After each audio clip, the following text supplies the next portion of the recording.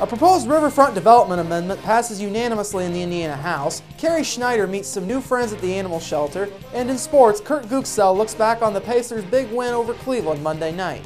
Those stories and much more are coming up next here on 18 WJTS News.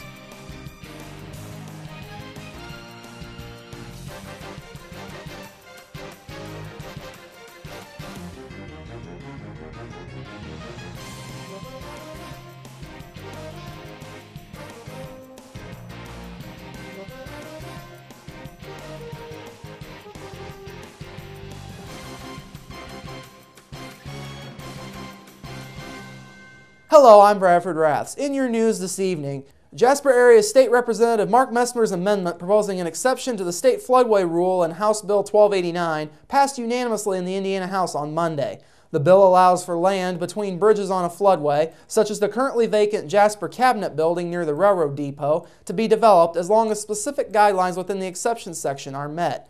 Floodways are areas that carry and release overflow water from flooding rivers and streams. Because of that, they are often heavily restricted for land development, with few exceptions. Messmer was excited that the amendment had passed and says that it will be a good thing for the city.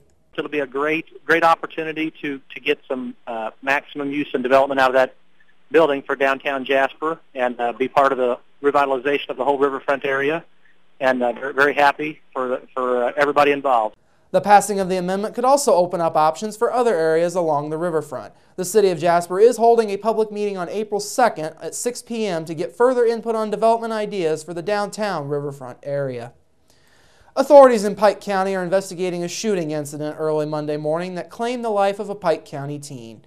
The Pike County Sheriff's Department says 18-year-old Damon Robinson of Gleason was pronounced dead at the scene northwest of Winslow by the Pike County Coroner's Office.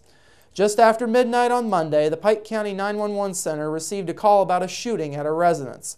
The caller told dispatchers Robinson was shot in the face while cleaning a gun.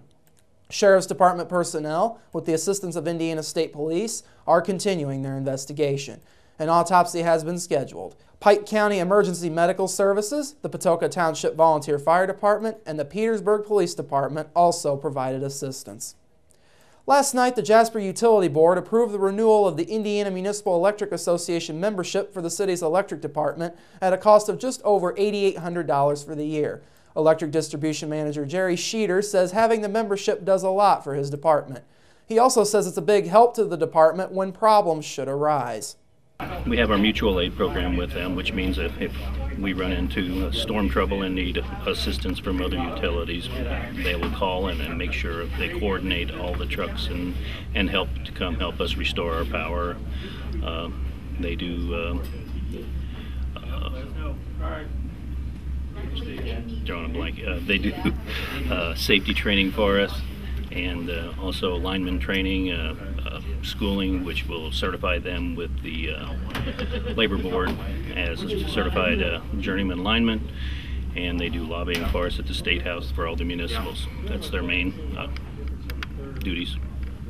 The Utility Board also approved the purchase of a new 4x4 pickup truck with a utility body for use as a maintenance truck at a cost of just under $32,450. Sheeter says the truck fills a department need.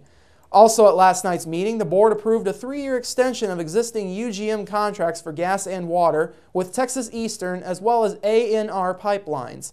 The current contract was set to expire on August 31st of this year. The new contract runs through August 31st of 2016. Last night, the Greater Jasper School Board approved a 2-part substance abuse policy that will make Jasper schools the last in the county to conduct drug testing on students. Under the new policy, any student who shows reasonable suspicion that they are under the influence of or are possessing illegal substances will submit to a drug test. All staff will receive annual in-service training in recognition of the signs of substance usage. Assistant Superintendent Bob Hacker headed the substance abuse task force that designed the new policies. He says the second part of the new policy involves anyone in a sport or other extracurricular activity, as well as student drivers. They will be assigned a number used for random drug testing, and numbers will be chosen at random to test. Hacker says the ability to do random drug testing has been approved by the Indiana Supreme Court so long as certain conditions are met.